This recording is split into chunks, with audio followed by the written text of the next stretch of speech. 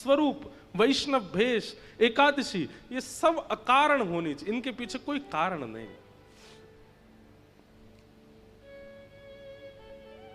और कारण हो तो वो ऐसा कारण हो जिससे संसारी भावना पुष्ट ना होती हो, आध्यात्मिक भावना पुष्ट होती हो।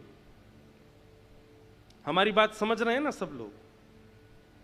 संसारिक भावना पुष्ट मतलब हम जब तक जीवित हैं तब तक हम खाते रहें, पीते रहें, आनंद करते रहें, झूमते रहें, घूमते रहें, ऐसा करें, ये संसारी भावना है। और आध्यात्मिक भावना क्या है? श्री गंगा जी का तट हो, यमुना का वंशीवट हो, मेरा सांवरा निकट हो, जब प्राण तन से निकले, इतना तो कहना स्वामी, जब प्राण तन से निकले। अब कारण तो ये भी है, लेकिन इस कारण से संसार की पुष्टि नहीं है, ये आध्यात्मिक पुष्टि का कारण है। ये कारण आप रख सकते हो। कथा सुनने के पीछे विषय क्या है? कहते हैं धर्म प्रौजत कई तवोत्र परमो, हमारे चित्त में परम धर्म की भावना प्रकट होना, यह भागवत का विषय है। ये भागवत का विषय है। परम धर्म किसे कहते हैं? जब तक ठाकुर जी से मांगा है तब तक भी धर्म है, लेकिन जब ठाकुर जी को देने लगे हैं, हम दे तो कुछ नहीं सकते, लेकिन फिर भी अपना समय, अपना जीवन, अपना व्यवहार, अपने स्वभाव, अपना रूप, अपने वस्त्र, अपने ढंग सब ठाकुर जी को अर्पित करने लगे हैं, तभी वो परम धर्म हो जाता है। जब तक ठाकुर जी के आगे ऐसे रहे तब तक धर्म था, लेकिन अब ठाकुर जी के आगे ऐसे हैं, सब कुछ अर्पित कर दिया है, वो परम धर्म है।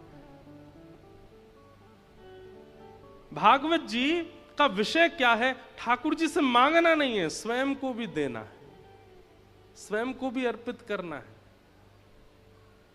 हमारे वृंदावन में एक स्थान है कोकिल साईं। हर वर्ष वहां के उत्सव में थोड़ी देर के लिए 1-2 दिन का प्रवचन दास को करने का सौभाग्य मिलता है।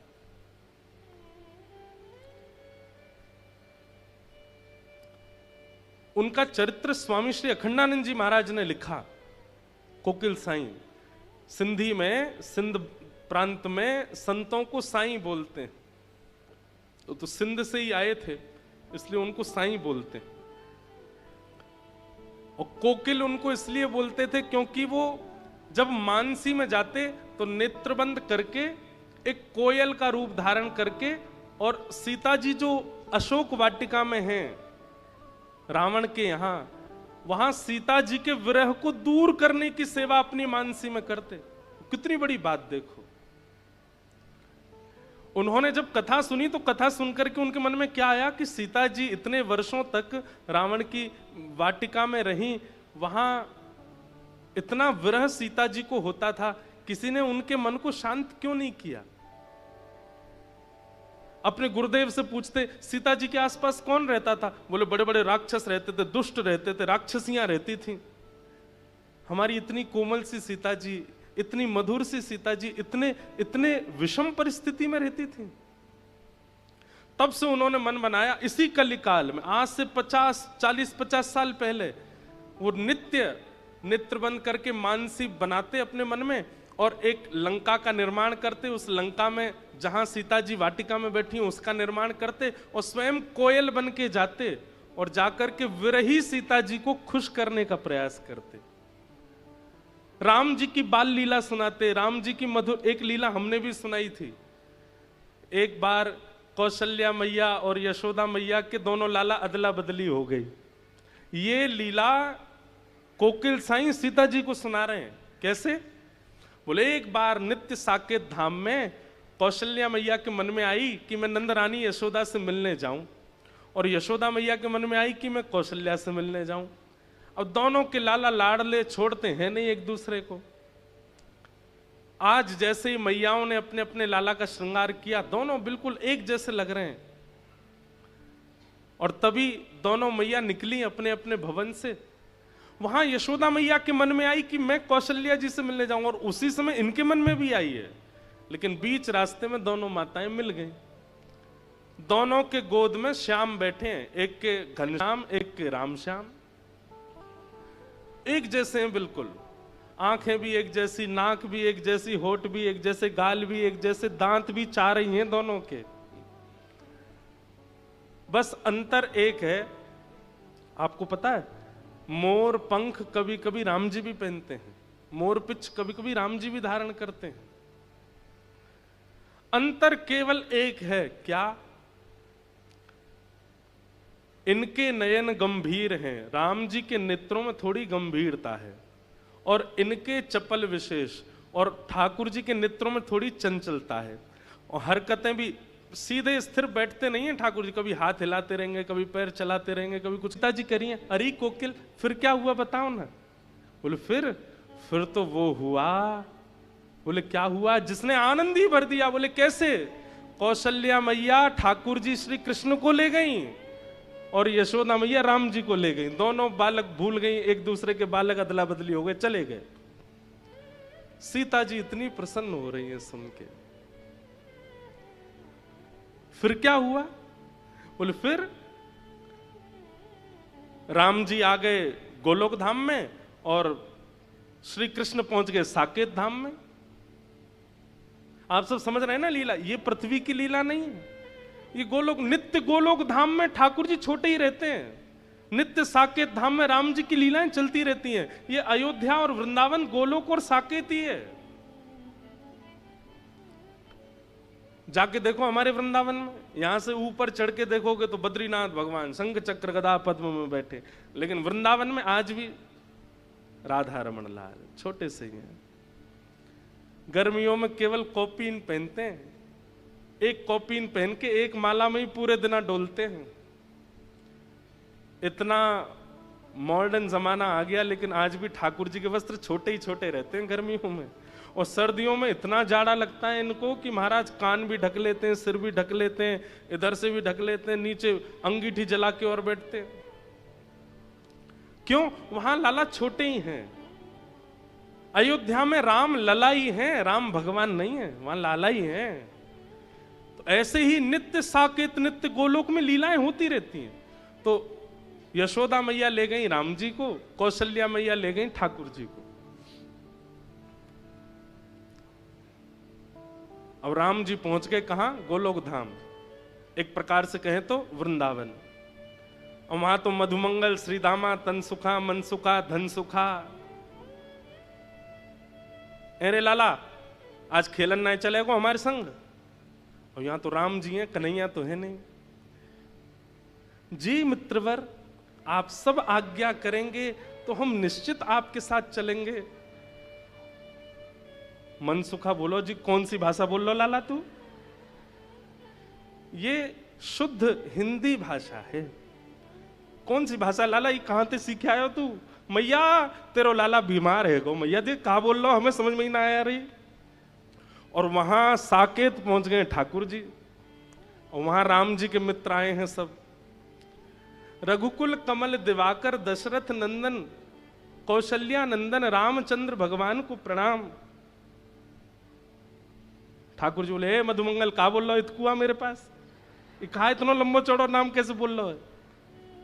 अरे आज बड़ो सज धज के आओ, बड़े बढ़िया से लत्ता पहन के आओ, फट क्यों ना रहे तेरे लत्ता? यहां पे ला, पकड़ के सबरे लत्ता फाड़ दिए। वहां कृष्ण पहुंच गए। राम जी तो बड़े चिंतित हो गए, भैया ये कैसे लोग हैं, इन लोगों की भाषा कैसी है? ठाकुर जी को जबरदस्ती उठा के ले गए। अब वहां तो हमारे ब्रज में गाते हैं ना रसियाओं में, सात दिनन तक गिरिवर धार्यो, सात दिनन तक गिरिवर धार्यो, नाग कालिया पकड़ पछाड़ो, नाग कालिया पकड़ पछाड़ो, ऐसो वैभव वारो तो ये ब्रज में गारी खाए। हाँ ऐसो वैभव वारो तो हुए ब्रज में गारी खाए। अरे हाँ ऐसो वैभव वारो तो ये ब्रज में गारी खाए। हाँ ऐसो वैभव वारो तो हुए ब्रज में गारी खाए। ओ ऐसो चटक मटक सो ठाकुर तीनों लोकन मुँह में नाए। ऐसो चटक मटक सो ठाकुर तीनों लोकन मुँह में नाए। ओ देखो अगर ये पद हमने ब्रज में गाया होता एक भी बैठा नहीं होता। आप बैठे ही रहना, खड़े मत होना। नहीं अब मत खड़े होना। पर ये भूमि का अंतर है, ये वैराग्य की भूमि है। यहाँ सब वैरागी रहते हैं, यहाँ सब विरक्ति रहते हैं। लेकिन ब्रज में अगर एक पंक्ति इस पद की आ गई होती तो महाराज बस व्यास जी बैठे होते, बाकी सब नाच रहे होते।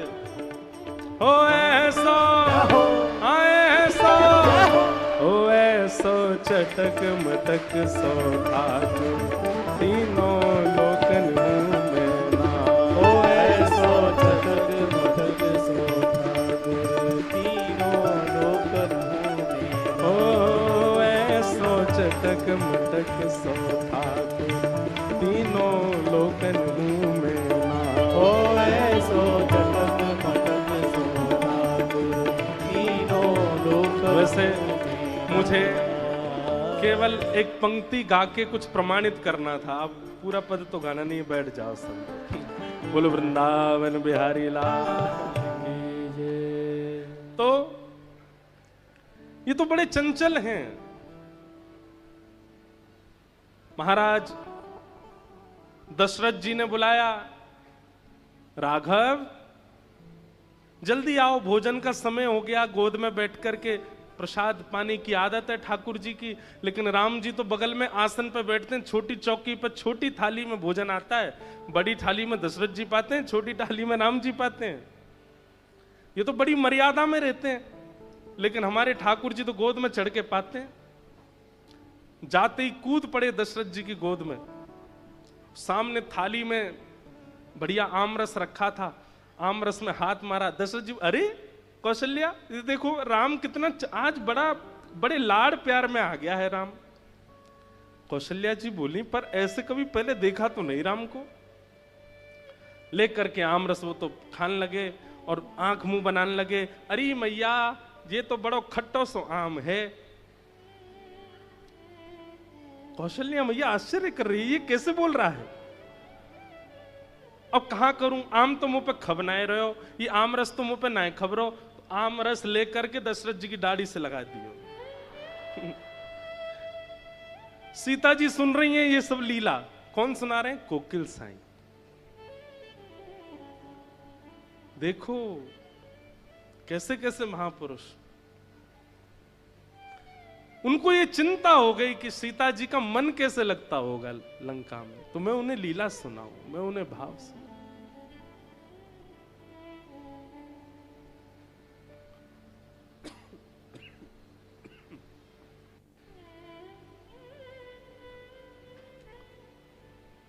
और वहां राम जी की हालत,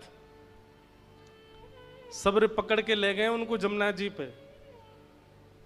अरे लाला चल, आज हमारी घुड़सवारी करवे को मन है रो, तू घोड़ा बन जा। राम जी हाथ जोड़, जी प्रिय मित्र, मैं महाराज दशरथ से कहकर के घोड़ा मंगवाता हूं। मधुमंगल श्रीराम बोले, लाला तेरी एक तो वाणी कचू है गयो है, हमें तो ने को उरास ना यारो। अरे कहा कह रो, कहां तो घोड़ा मंगवा, तू ही बन जा घोड़ा। राम जी को ही घोड़ा बना दिया। मधुमंगल सीधा सब बैठ गए ऊपर, ठाकुर जी की दो चोटी बना दी। बोले ये हमारी लगाम है, चल घोड़ा टुक टुक चल। राम जी रोने लगे, हे मां कौशल्या आप कहां हो, ये मैं कहां आ गया हूं। ऐसी स्थिति बन गई। अंत तो गत्वा यशोदा मैया ने सोची, मेरो लाला ऐसो सीधो साधो कैसे है गयो। और वहां कौशल्या मैया सोच रही हमारा लाला इतना इतना उद्यमी कैसे हो गया। और जैसे ही दोनों के नेत्रों में गंभीरता से देखा, वहां कौशल्या मैया को, अरे ये तो यशोदा जी का लाला है। और यशोदा मैया को पता चली, अरे ये तो कौशल्या जी को लाला, गलती से आ गए घर पे। बताओ, गलती से किसी का फोन अदला बदली हो सकता है, पर्स अदला बदली हो सकता है, बच्चे अदला बदली हो सकते हैं, पर भैया ये दोनों एक से हैं, इनमें कोई अंतर नहीं, हो गए अदला बदली। दोनों मैया लालाओं को लेकर के गई, बीच मार्ग में दोनों मिल गई। कौशल्या मैया बोली, अरे बहन देखो तुम्हारो लाला मेरे संग चलो गयो। बोले हाँ आपको भी मेरे संग, लो पकड़ो अपने बंदर को, इतना ऊधम मचावे, पूरी साकेत में ऊधम करके आयो है।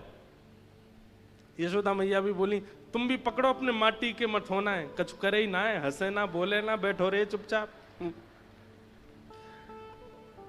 अब ये लीला सुनकर के सीता जी का कम से कम मास भर का 1 महीने का विरह दूर हो गया। सीता जी इतनी प्रसन्न है। अब ये लीला त्रेता की नहीं है, इस कलिकाल में एक महापुरुष हुए जो नित्य अपनी मानसी में जाते हैं और सीता जी का विरह दूर करके, उनसे सुना नहीं गया, सहा नहीं गया कि सीता जी को विरह कैसे हो सकता है। तो ऐसे कोकिल साईं, उनका चरित्र स्वयं स्वामी शेखरानंद जी महाराज ने लिखा। कहते हैं 17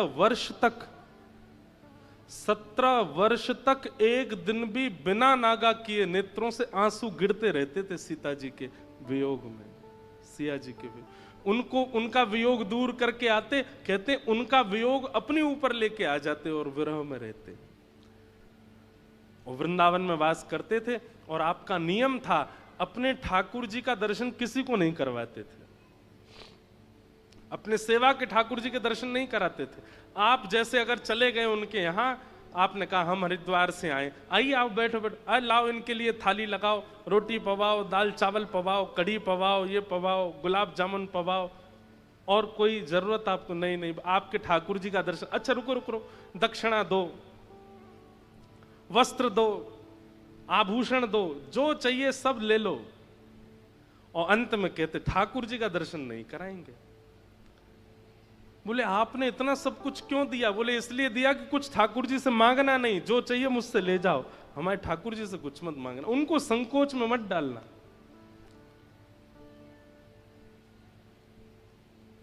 श्रीमद् भागवत ऐसे गुण का निर्माण करती है। हमारी सोच, हमारी विचार, हमारी स्थिति अगर भक्ति में उसमें परिवर्तन नहीं आता है तो कथा सुनने का कोई लाभ नहीं है। हम सुनते हैं कि श्री चैतन्य महाप्रभु गुंडीचा मार्जन कर रहे हैं, क्यों? क्योंकि उनके मन में भाव है कि महाप्रभु जी आ रहे हैं, रथ पर बैठ करके वृंदावन को सजाओ।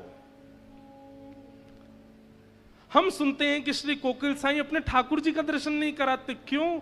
कि कोई व्यक्ति दुनिया की याचना ना कर ले इनसे। हमारे चित्त में कौन सी भावना प्रकट होती है ठाकुर जी को लेकर? कुछ भी नहीं।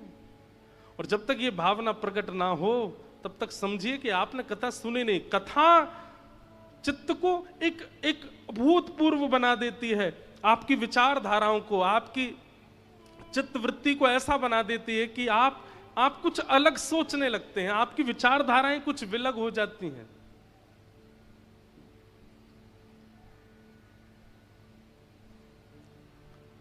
ये भागवत का विषय है। धर्म प्रोचित कई तवोत्र परमो, धर्म नहीं, अब परम धर्म की राह पर आप चलने लग गए हो। अब जो कर्माबाई है, कर्माबाई नाम सबने सुना है, ठाकुर जी के लिए खिचड़ी बनाती थी बिना नहाए धोए, ये बात भी सबको पता है। लेकिन उनके व्यवहार में इतनी सरलता थी, इतनी सहजता थी कि ठाकुर जी उनके यहां खिचड़ी खाने जाते थे। एक बार ऐसा हुआ कि कर्माबाई जगन्नाथपुरी चली गई, और जब अपनी आयु में थोड़ी बड़ी हो गई कर्माबाई तो जगन्नाथपुरी में ही रहने लगी। एक बार, अच्छा ये बात भी सबको पता था कि कर्मा के पास में महाप्रभु जगन्नाथ जी आते हैं, बहुत ध्यान से सुनिएगा सब लोग। पूरे जगन्नाथपुरी में सबको पता था कि जगन्नाथ भगवान सुबह सुबह मंदिर खुलने से पहले कर्मा के यहां जाते हैं, खिचड़ी पाक के आते हैं। और उसका प्रमाण ये होता था कि जब लोग बाग कर्माबाई के घर जाते थे, कुटिया में जाते, तो या तो कभी महाप्रभु जी की माला वहां मिलती थी, या चंदन की सुगंधी वहां आती थी, या कोई वस्त्र वहां पड़ा हुआ मिलता था। इससे प्रमाणित होता था कि ठाकुर जी आए थे। और फिर सब संत जन जाकर के कर्माबाई से पूछते थे, आज ठाकुर जी कैसे आए थे? फिर कर्माबाई सुनाती, आज ऐसे चल के आए थे, आज तो सुभद्रा जी को गोद में उठा के लाए थे, थक गई थी वो। आज तो दाऊ दादा की गोद में कन्हैया और सुभद्रा दोनों बैठ के आए थे। दाऊ दादा आकर के बोले, अरे कर्मा देख, ये दोनों मुंह पे लद गए, अब जल्दी से खिचड़ी पवा दे। ऐसी ऐसी लीलाएं सुनाती कर्माबाई, और सुन करके सब भावुक हो जाते। लेकिन एक बार एक महात्मा गए, बड़े विद्वान। वो महात्मा, अब जो ज्यादा कई बार ज्ञानी हो जाते हैं ना, बुरा नहीं मानिएगा, ज्ञान होना एक बात होता है, और ज्ञान का आवरण होना एक अलग बात होता है। एक होता है धनवान हैं, और एक है धनवान है नहीं पर दिखा रहे हैं कि हम बहुत धनवान हैं। यहाँ पे अंगूठी पहन, यहाँ पे पहन, यहाँ पे पहन, इधर लटका लिए दो चार। कई लोग ऐसा वो जबरदस्ती दिखाते हैं कि हम बहुत धनवान हैं। कई लोग ज्ञानी नहीं होते पर दिखाते हैं कि हम बहुत ज्ञानी। कई लोग भक्त होते नहीं पर दिखाते हैं कि हम में भक्ति बहुत है। तो ऐसे ही एक महात्मा चले गए। कर्माबाई प्रवचन, आज की लीला सुना रही थी, आज कैसे कैसे ठाकुर जी आए। सबके तो नेत्र सजल हो गए, उनके ऊपर कोई असर नहीं हुआ। सब लोग वहां से जाने लगे। आज ठाकुर जी की खिचड़ी प्रसादी लेकर के सब जैसे जाने लगे, तो वो महात्मा बोले, सब चले जाएं कर्मा, फिर मुझसे एकांत में बात करना। सब चले गए। कर्माबाई बोली, आज्ञा करो। बोले, हमने सुना है तुम नहाती नहीं हो प्रसाद बनाते से पहले, स्नान नहीं करती। नहीं, ऐसी बात नहीं है। वो बाल्यकाल से महाप्रभु जी को प्रिय लगता है ना, तो मैं वैसे ही बनाती हूं। पर मैं रात्रि में स्नान कर ली तो मेरी कोई अपवित्र अवस्था नहीं होती उस समय। मैं बहुत ध्यान से महाप्रभु जी का प्रसाद सिद्ध करती हूं। नहीं, गलत है। देखो, वो तो भगवान है, वो तो करुणा में है। बहुत ध्यान से सुनिएगा, वो तो कृपालु हैं, वो तो करुणावतार हैं। वो तो तुम्हारी हर भावना स्वीकार करेंगे, पर तुमको चाहिए कि तुम शास्त्रीय नियम का पालन करो। वो तो परमात्मा है, वो कुछ नहीं बोलेंगे। लेकिन इन सब का तुमको एक बात और बता दूं। बोले, क्या? ये सब तुम्हारे पूर्व जन्म में किए गए पुण्य हैं, जिनके फल से जगन्नाथ जी तुम्हारे यहां प्रसाद पाने आते हैं। जिस दिन तुम्हारा पूर्व जन्म का पुण्य नष्ट हो जाएगा, हाथ पे हाथ धरी बैठी रह जाओगी, महाप्रभु जी नहीं आएंगे तुम्हारे पास।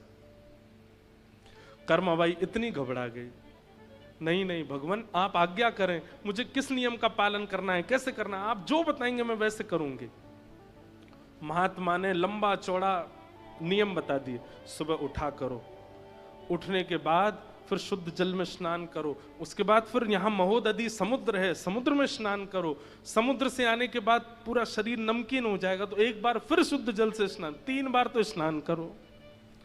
और स्नान करने के बाद गोपी चंदन घिसो, गोपी चंदन घिस करके ठाकुर जी को अर्पित करो, फिर अपने शीश पर लगाओ।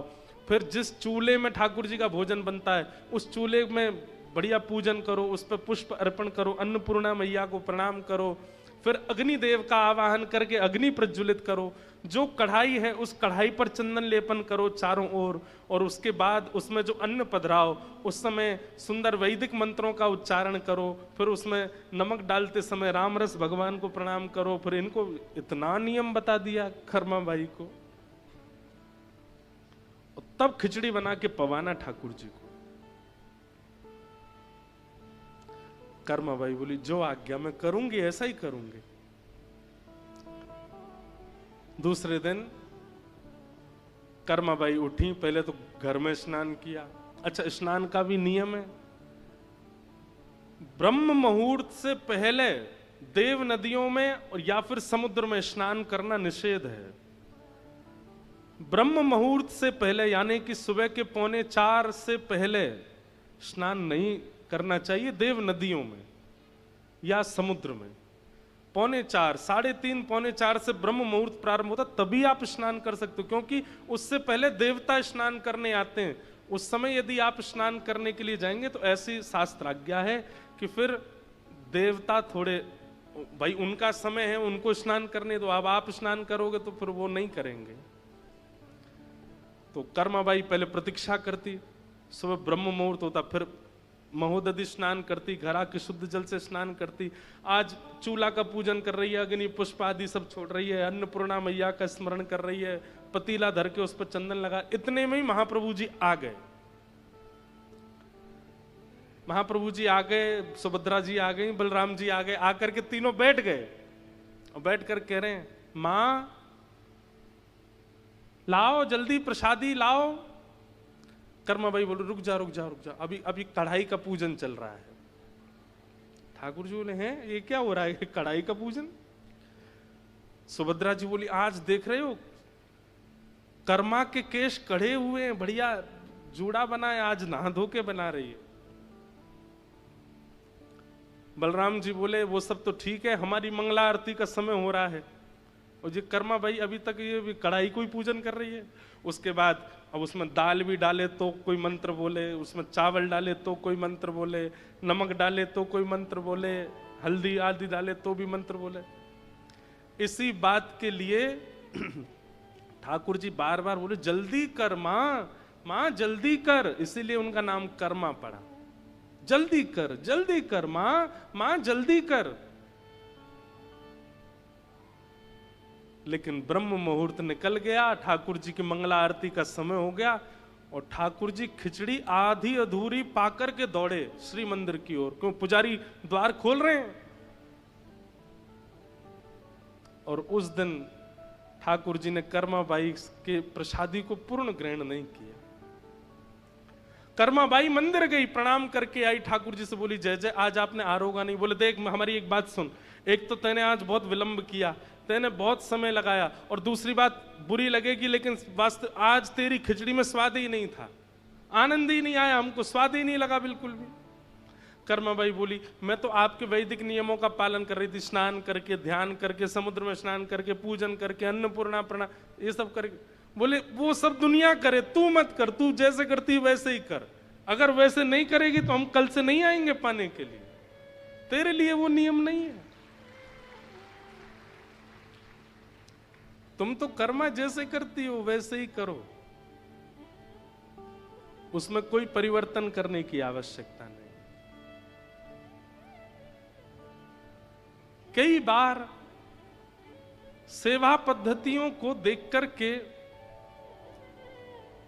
कई नियम और भाव का बात कह दी जाती, पर एक बात स्पष्ट मानिए, जो बुद्धि से, स्वभाव से, व्यवहार से बहुत सहजता में आ चुके हैं, चतुराई ने जिनको छुआ तक नहीं है, यदि वो इस प्रकार से सेवा भाव रखते हैं तो उसमें दोष नहीं है। आप चतुर हो, आपके अंदर चतुराई भी है, आप दुनिया से कमाना जानते हो, दुनिया से छल करना जानते हो, अपनी व्यवस्थाएं करना जानते हो, चतुर बुद्धि में कुछ ना कुछ घूमता रहता है, आपके लिए वैदिक नियम ही करने पड़ेंगे, उसके बिना ठाकुर जी की प्राप्ति नहीं होगी। जो सहज हैं, एक बात कह दूं, जो भोंदू हैं, जो बिल्कुल सरल हैं, उनके लिए तो वो जैसे करते हैं उसी से ठाकुर जी राजी होते हैं, उसी से ठाकुर जी प्रसन्न होते हैं। तो चाहे कर्माबाई हों, चाहे चैतन्य महाप्रभु हों, चाहे जिन जिन आचार्यों का और रसिकों का हम नाम बोल रहे हैं, ये सब हों, ये सब कौन हैं? ये धार्मिक नहीं है, ये परम धार्मिक है, परम धर्म। और ये भागवत जी ही सिखाती हैं परम धर्म।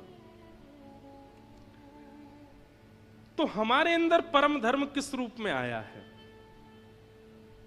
हम ठाकुर जी की प्रेम लक्षणा भक्ति में ऐसा क्या कर रहे हैं जो सबसे अलग है, सबसे भिन्न है, सबसे विलग है? सबसे अलग करने की भावना से मत करिएगा, वो अपने आप होगा, अपने आप सहजता से मन में भाव आएगा, ऐसे नहीं ऐसे करूं, ये नहीं ये पधराऊं, ये भाव, ये भागवत जी प्रकट करती हैं और इसी को परम धर्म कहते हैं। तो भागवत जी का विषय क्या है? परम धर्म का उद्दीपन होना। परम धर्म का मतलब होता प्रेम लक्षणा धर्म का उद्दीपन, प्रेम लक्षणा भक्ति का उद्दीपन होना, ये भागवत का विषय है। दूसरी बात, भागवत का अधिकारी कौन है? तो कहते हैं निर्मत सराणाम सताम। मात्सर्य दोष से विमुक्त व्यक्ति ही कथा सुनने का अधिकारी है। आपको यदि कथा समझ में नहीं आ रही है तो इस बात का यह प्रमाण है कि कहीं ना कहीं मात्सर्य चित्त में है। मात्सर्य का मतलब क्या होता है? ईर्ष्या।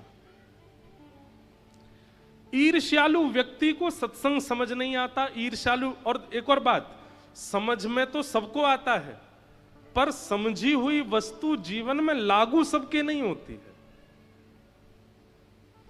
समझ रहे हैं बात?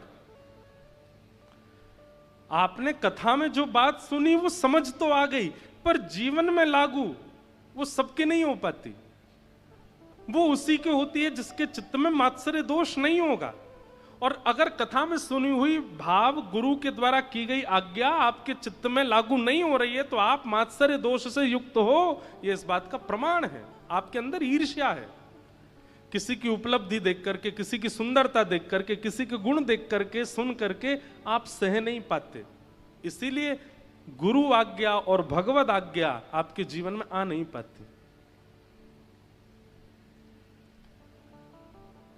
गुरु आज्ञा हो गई, रोज ये नियम पालन करके आपको करना है अपना दिन का प्रारंभ। अब आप घबरा गए, हो ही नहीं रहा, हमसे बन ही नहीं पाता, हमसे हो ही नहीं पा रहा, तो आप कहीं ना कहीं इस बात को प्रमाणित कर रहे हो कि आप में ईर्ष्या है। समझ रहे हैं हमारी बात को?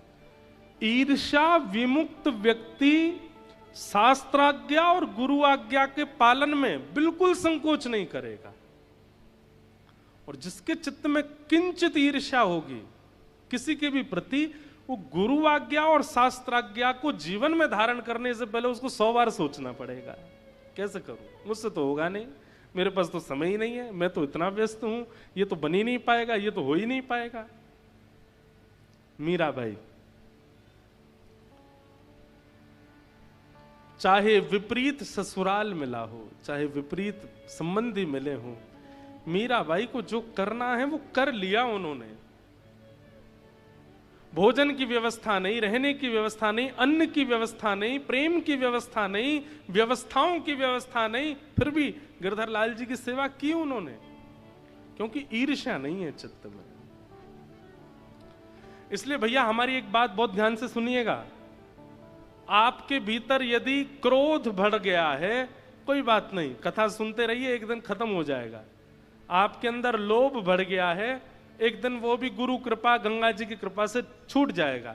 आपके अंदर काम बढ़ गया है, वो भी कभी ना कभी भगवत संतों की कृपा से विमुक्त हो जाएगा। लेकिन कहीं आपके अंदर ईर्ष्या की भावना आ गई है तो आपको चिंतित होना चाहिए, अब क्या करें? क्योंकि ईर्ष्या एक ऐसा दोष है जिसकी कोई औषधि नहीं है। ईर्ष्या को तो केवल आप विचार करके ही छोड़ सकते हो कि मुझे ईर्ष्या नहीं करनी है, और इसी भावना से गंगा प्रणाम, इसी भावना से बद्रीनाथ दर्शन, इसी भावना से वृंदावन, इसी भावना से गिरिराज जी परिक्रमा, तभी ईर्ष्या नष्ट होगी। काम आ गया तो चला जाएगा, क्रोध आ गया तो चला जाएगा, लोभ आ गया तो चला जाएगा, पर ईर्ष्या, मात्सर्य दोष यदि आ गया तो जाने में बहुत समय लगेगा।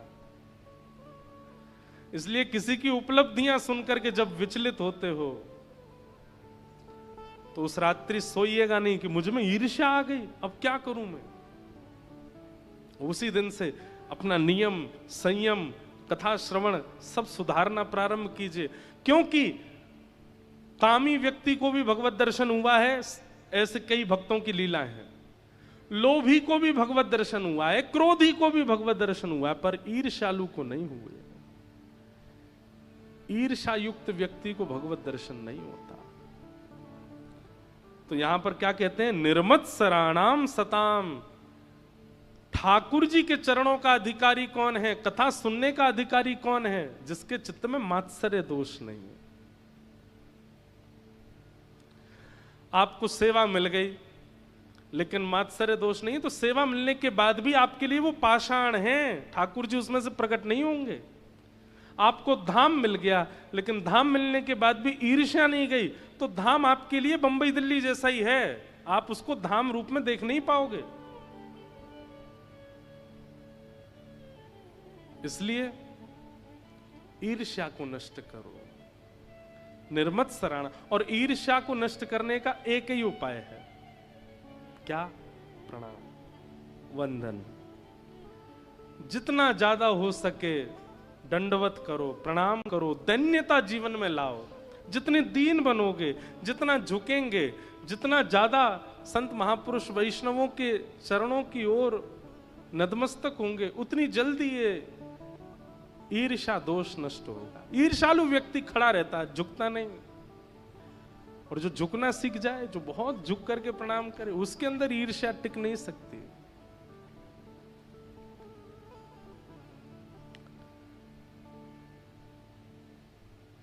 प्रकाशानंद सरस्वती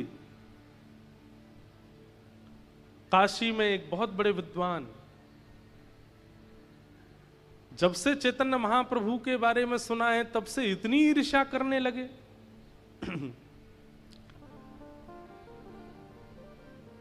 श्री प्रकाशानंद जी ये कौन है? हमारे श्री राधारमण लाल जी को जिन्होंने प्रकट किया, ऐसे श्री गोपाल भट्ट गोस्वामी जी के खास चाचा प्रकाशानंद जी। दक्षिण भारत में आप निवास करते थे, लेकिन अपनी विद्वत्ता के कारण काशी आ गए। बहुत ध्यान से सुनिएगा। तो एक बार दक्षिण से कोई गया था काशी, तो प्रकाशानंद जी ने पूछा, तुम कहां से आए हो? बोले, हम दक्षिण आपके घर के पड़ोस से ही आए। अच्छा, घर पे सब लोग कैसे हैं? बोले, हमारे बड़े भैया कैसे हैं? बोले, बहुत अच्छे हैं। और परिवार के सब लोग कैसे? अच्छा, बड़े भैया का जो बेटा है गोपाल भट्ट, वो कैसा है? बोले कि महाराज सब बहुत अच्छे हैं, लेकिन आपके घर में एक दुविधा हुई है। बोले, क्या? कुछ दिन पहले श्री कृष्ण चैतन्य महाप्रभु नाम के एक व्यक्ति आए थे, और आपके घर से उन्होंने वेद वेदांत सबको बंद करा दिया। केवल हरिबोल हरिबोल होता है अब तो आपके घर में। और आपका जो वो भैया का बेटा है, जो आपका भतीजा है गोपाल भट्ट, उस पर तो वो विशेष कृपा, चातुर्मास पूरा उसी पर ही कृपा करके गए हैं। ये बात सुनकर के इतनी ईर्ष्या हुई प्रकाशानंद जी को चैतन्य महाप्रभु के प्रति। बोले, ये मुझे जिस दिन मिलेगा मैं इसको अच्छे से बताऊंगा कि क्या कहते हैं, धर्म किसे कहते हैं, शास्त्र किसे कहते हैं। इतनी ईर्ष्या करने लगे उनके प्रति। जगन्नाथपुरी में सार्वभौम भट्टाचार्य जी को जब चैतन्य महाप्रभु ने अपना अनुगत्य बना लिया, तो ये बात सुनकर के प्रकाशानंद जी और ज्यादा ईर्ष्यालु हो गए, क्योंकि सार्वभौम भट्टाचार्य जी तो और भी ज्यादा विद्वान हैं, और चैतन्य महाप्रभु को उन्होंने अपना शिष्य बना लिया। तो प्रकाशानंद जी कहते कि इन पर कोई भक्ति नहीं है, इन पर कोई ज्ञान नहीं है, जादूगर है। ये अपने जादू से सबको अपना बना लेता है। ईर्ष्या।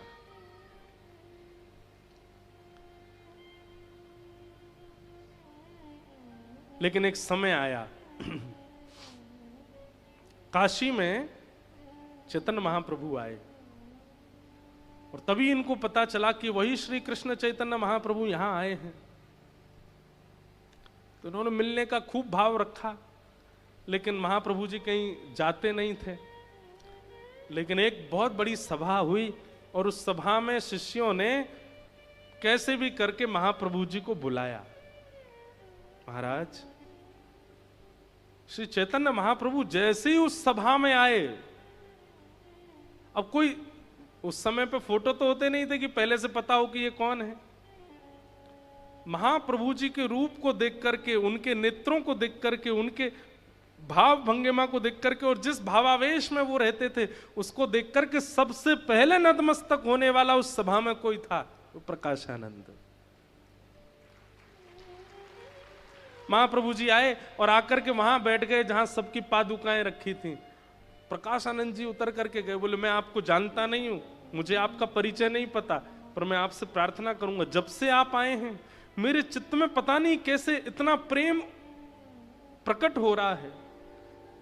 ऐसे लग रहा है कि जैसे मानो प्रेम की हिलोरें आ रही हैं, प्रेम का ज्वार भाटा मेरे चित्त में आ रहा है। आप कौन हैं वो मैं बाद में पूछूंगा, पहले मैं आपको प्रणाम कर लूं। प्रणाम किया, और प्रणाम करके कहा मंच पर चलिए, आपका स्थान नीचे नहीं है।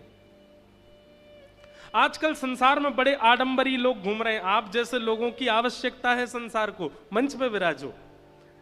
मंच पे ले गए और जाकर के पूछा आपका परिचय क्या है, आप कहां से पधारे हैं, आपका नाम क्या है। महाप्रभु श्री कृष्ण चैतन्य महाप्रभु हाथ पकड़ करके प्रकाशानंद जी का जैसे ही अपना परिचय देते हैं कि सब हो गए, वही है जिससे मैं इतने सालों से ईर्ष्या कर रहा था। और उस समय नतमस्तक होकर के उन्होंने अनुगत्य स्वीकार किया।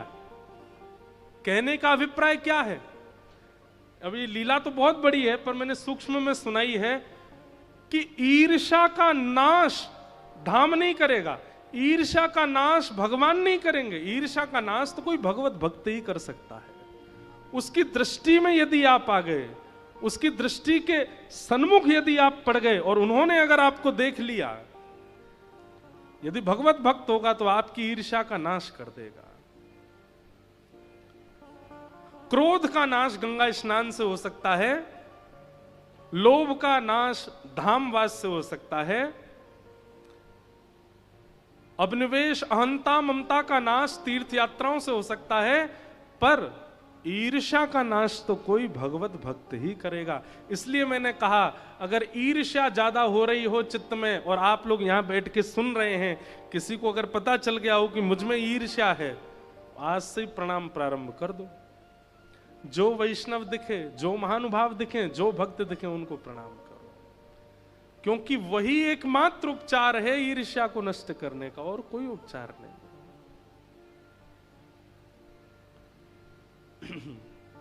निर्मत्सराणाम सताम, मात्सर्य दोष भगवत भक्ति में अगर मैं कह दूं तो काम से भी बड़ी बाधा, क्रोध से भी बड़ी बाधा, लोभ से भी बड़ी बाधा यदि भगवत मिलन में कोई है तो वो है ईर्ष्या। बहुत बड़ी बाधा है। इसलिए ईर्ष्या को चित्त में मत आने दीजिए। और आपको आश्चर्य तो नहीं होगा, लेकिन ये बात सब जानते हैं, इस पंडाल में भी बैठा पीछे से लेकर के और मुझ तक हर व्यक्ति के अंदर तनिक ही सही ईर्ष्या है। इसीलिए इतनी कथाएं सुनते हैं, इतनी कथाएं कहते हैं, इतनी ठाकुर जी की सेवा करते हैं, फिर भी साक्षात्कार नहीं हो पाता हमको। क्यों? ईर्ष्या है। इस ईर्ष्या का एक ही उपाय है, केवल और केवल भक्त प्रणाम, संत प्रणाम, वैष्णव प्रणाम। उनकी कृपा दृष्टि से ही ईर्ष्या का नाश हो सकता है, और कुछ नहीं। जैसे प्रकाशानंद प्रबोधानंद बन गए चैतन्य महाप्रभु की कृपा से। फिर इन्हीं प्रकाशानंद जी को महाप्रभु जी ने भेजा, जाओ वृंदावन जाके वृंदावन महिमामृत ग्रंथ लिखो। और इन्होंने वृंदावन आकर के वृंदावन की महिमा का वर्णन किया।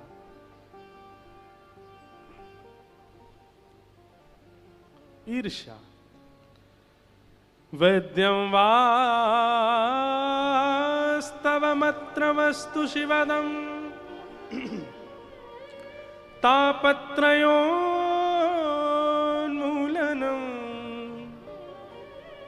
श्रीमद्भागवते महामुनिकृते किं वा परेश्वर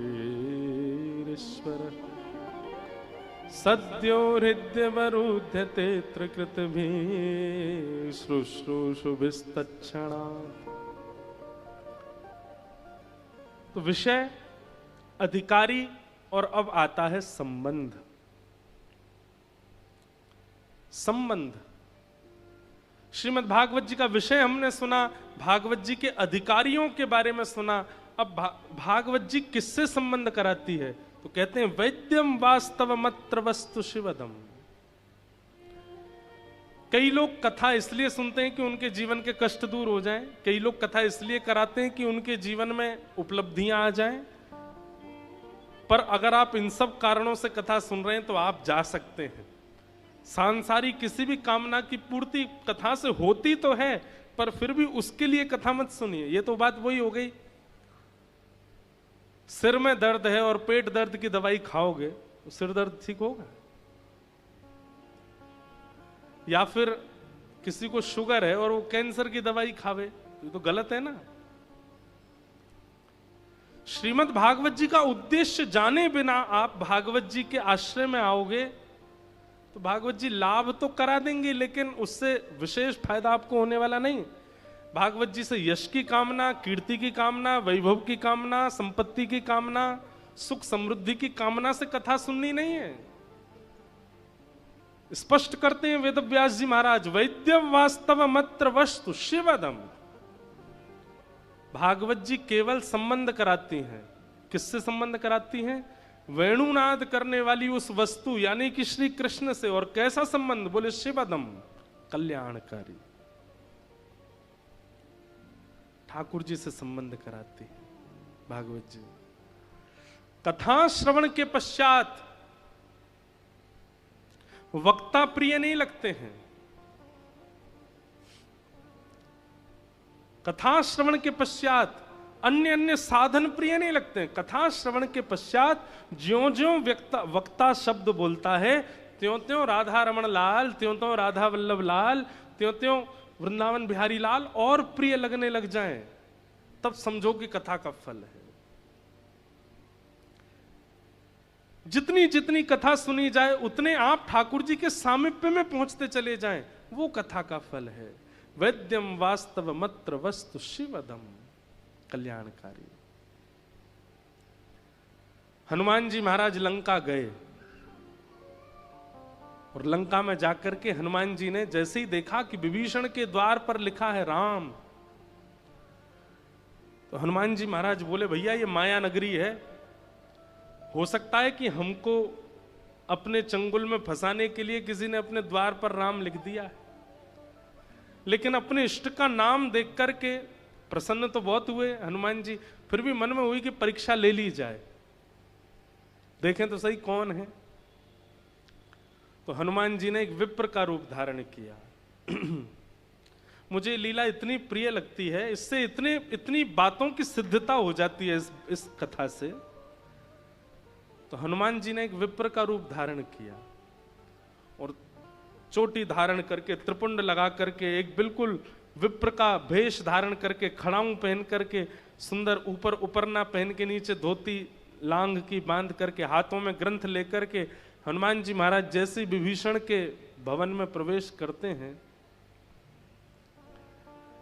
तो विभीषण जैसे ही देखता है, अब उसको हनुमान जी नहीं दिख रहे हैं, उसको कोई ब्राह्मण ही आते दिख रहे हैं, लेकिन फिर भी विभीषण इतना भावुक हो जाता है, इतनी करुणा में भर जाता है, नेत्र सजल हो जाते हैं, बार बार दंडवत प्रणाम करने लगता है, चरणों में नतमस्तक होने लगता है, दंडवत करता है, फिर उठ के देखता है, हनुमान जी के रूप को देख करके फिर प्रणाम करता है, फिर उठ के देखता है, फिर प्रणाम करता है।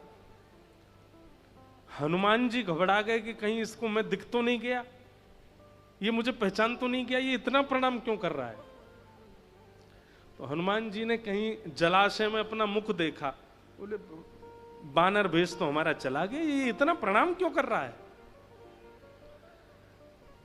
अंत में हनुमान जी बोले, हे विभीषण, मैं तो पहली बार तुम्हारे निवास पर आया हूं, पहले मेरा तुमसे कभी मिलना हुआ नहीं, और संभवतः मैं जितना जानता हूं तुम भी मुझे पहचानते तो नहीं हो, लेकिन फिर भी तुम इतना प्रणाम कर रहे हो, इतनी करुणा में भरे आ रहे हो। तुम्हारा मुखमंडल देख करके, तुम्हारे अंग की भंगिमा देख करके ऐसा लगता है कि जाने मैं तुमसे कितने दिन का बिछड़ा हुआ तुमसे मिल रहा हूं। कोई बिछड़े हुए से जैसे भाव से मिलता, तुम वैसे मुझे देख रहे हो। इसके पीछे कारण क्या है, मैं जान सकता हूं। विभीषण जी बोलते हैं, मैं आपको नहीं जानता, मैं भी आपको पहली बार ही देखा हूं, मेरा आपका पूर्व कभी मिलन नहीं हुआ, पर फिर भी आपको मैं इतना प्रणाम इसलिए कर रहा हूं क्योंकि पता नहीं, जब से आप मेरे सामने आए हो, जब से मेरी दृष्टि ने आपको देखा है, तब से मेरे राम मुझे और ज्यादा प्रिय लग रहे हैं, तब से मेरे राम मुझे और ज्यादा याद आ रहे हैं, मुझे राघव का इतना स्मरण हो रहा है, मैं जब जब पलक झपक रहा हूं तब तक मेरे रघुनंदन मेरे को स्मृति में आ रहे हैं। ये तब से हुआ जब से आप आए हो, इसलिए मैं आपको प्रणाम कर रहा हूं, क्योंकि आप कोई सामान्य नहीं हो, आपकी उपस्थिति राम जी की याद करा रही है। आपका मुखमंडल, आपका दर्शन मुझे राम जी की ओर और ज्यादा खींच रहा है, इसलिए मैं आपको प्रणाम कर रहा हूं। मैं नहीं जानता आप कौन हो। हनुमान जी तुरंत अपने रूप में प्रकट हो गए और तुरंत विभीषण को हृदय से लगाया। बोले, विभीषण तुम वास्तविक वैष्णव हो। तुम्हारे अंदर, तुम्हारे चित्त में, तुम्हारी बुद्धि में, तुम्हारे व्यवहार में इतनी वैष्णवता आ चुकी है कि तुम किसी व्यक्ति विशेष को देख करके उसके हृदय की स्थिति पहचान सकते हो, चाहे वो छद्म वेश धारण करके आया हो। हनुमान जी हमारे सामने आ जाएं, हमारे चित्त पर कोई फर्क नहीं पड़ेगा, क्यों? मलिन इतना है भाई। प्रतिबिंब तब दिखता है जब शीशा साफ हो। हनुमान जी सन्मुख आएंगे तो हमारे चित्त में उनका प्रतिबिंब तब प्रकट होगा जब हमारा चित्त मार्जन हुआ हो, और चित्त ही इतना मलिन है। हनुमान जी क्या साक्षात राम जी आ जाए तो भी कोई फर्क नहीं पड़ेगा हम पर, क्योंकि मलिनता है। श्रीमद् भागवत क्या करती हैं? चित्त का मार्जन करके ठाकुर जी से संबंध कराती है, ठाकुर जी के योग्य बनाती है।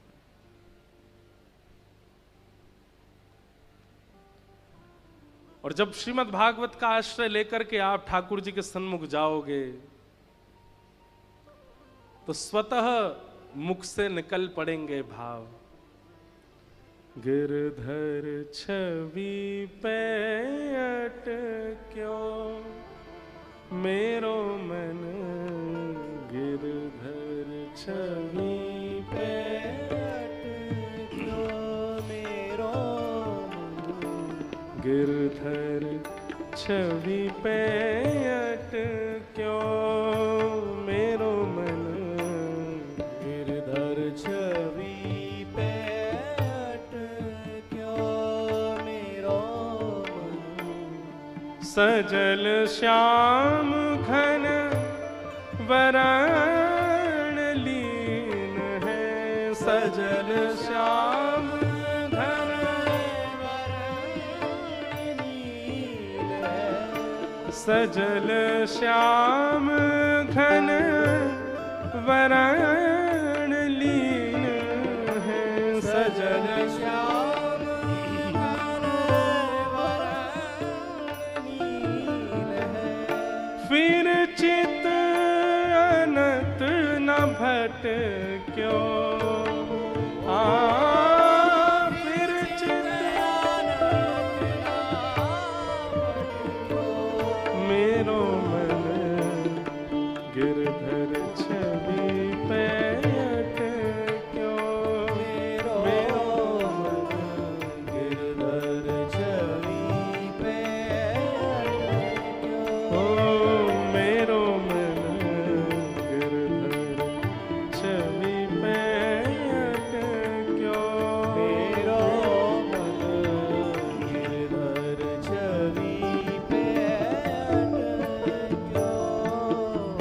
एक वैश्या का भाव कृष्णदास जी गा रहे हैं। एक वैश्या जिसने जीवन भर केवल विक्रय किया है अपने भाव का, स्वभाव का, तन का, केवल जनरंजन के लिए जिसने अपना जीवन व्यतीत किया है, उस वैश्या पर जाकर के कृपा कर देते हैं कृष्णदास जी। उसका स्वर सुन के, उसका नृत्य देख करके कृष्णदास जी के मन में आ जाता है कि अगर ये अपने गुण से परमात्मा को रिझावे, श्रीनाथ जी को रिझावे, तो उसको ठाकुर जी प्राप्त हो जाएंगे। और ले जाते हैं उस वैश्या को गिरिराज जी अपने साथ। ये कहकर के नहीं लेके गए कि तुझे मंदिर में नृत्य करना है, ये कहकर के नहीं गए कि श्रीनाथ जी के सन्मुख नृत्य करना है, बल्कि ऐसा कह के गए, हमारे सेठ जी बड़े उदार हैं, उनके सामने नृत्य करेगी तो वो तुझे धन से माला माल कर देंगे।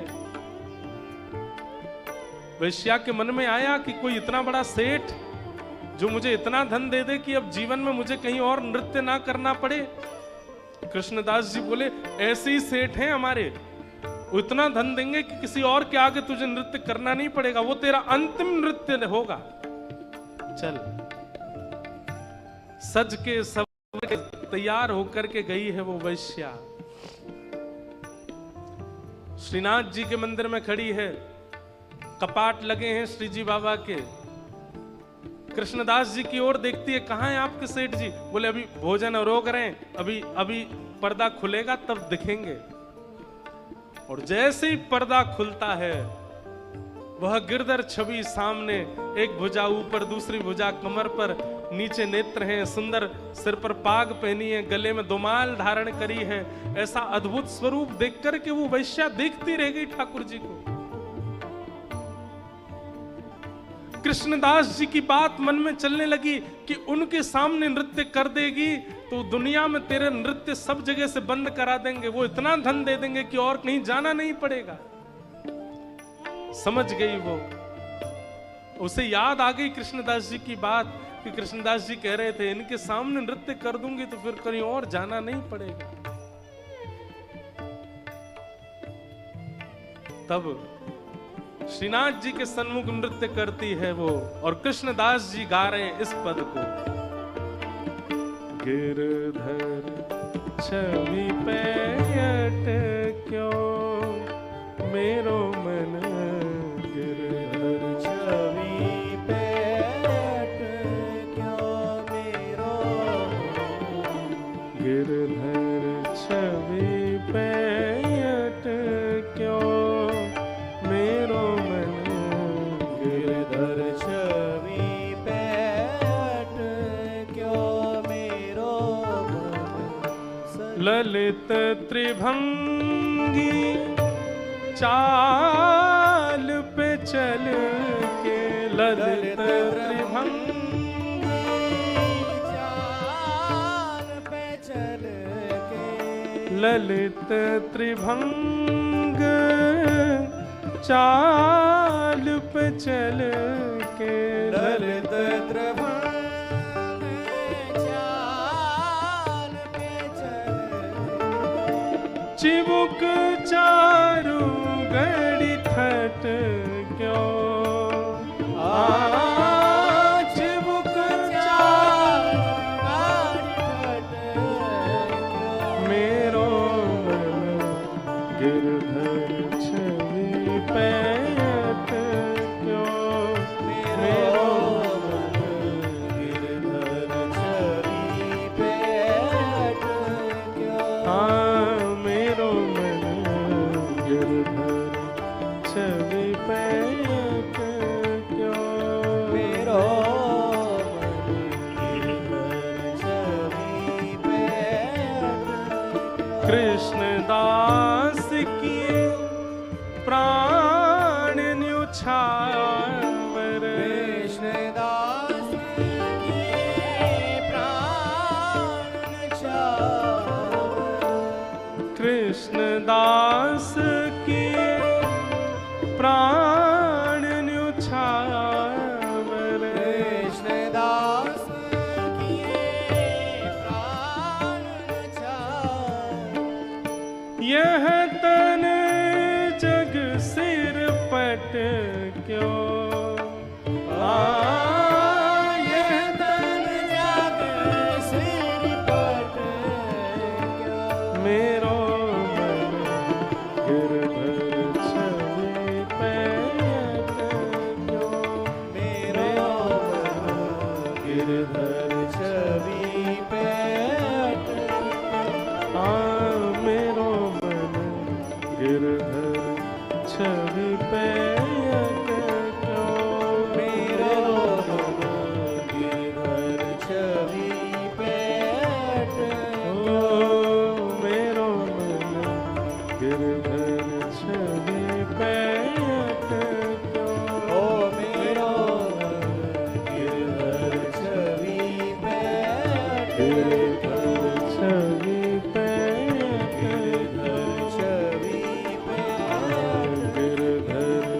छवि पे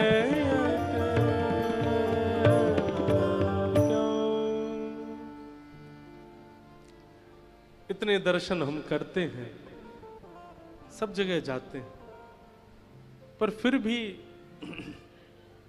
ये मन ठाकुर जी के चरणों में अटकता नहीं है। क्यों?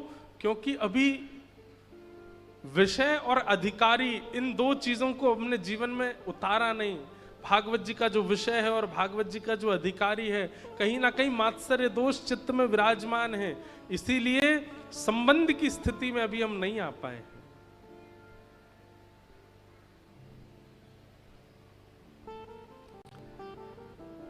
विषय, अधिकारी, संबंध, और चौथी बात आती है प्रयोजन।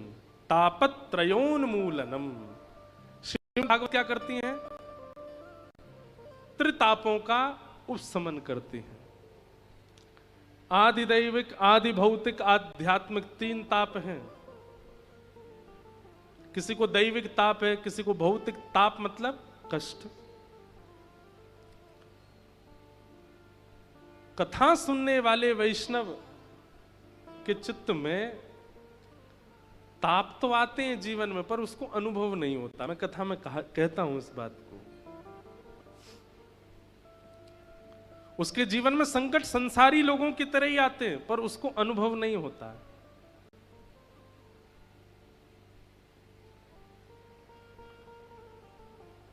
संसारी व्यक्ति को छोटी छोटी बातों का भी अनुभव होता है। भोजन में स्वाद नहीं है तो भी वो दुखी हो जाएगा। उसके अनुकूल कोई व्यक्ति नहीं है तो भी वो दुखी हो जाएगा। उसके अनुकूल व्यवस्था नहीं तो भी वो दुखी। पर वैष्णव व्यक्ति सब स्थितियों में सम रहना सीख जाएगा। तापत्रयोन्मूलनम का यही अर्थ है। आपको जैसा प्रसाद मिल जाए, आपके लिए पेट भरना आवश्यक है, स्वाद आवश्यक नहीं है। कैसा भी दृश्य दिख जाए, दृश्य में ठाकुर जी होने आवश्यक हैं, सुंदरता होनी नहीं। सीधी बात, संसार देखता सुंदरता को है, सुनता स्वर को है, चखता स्वाद को है,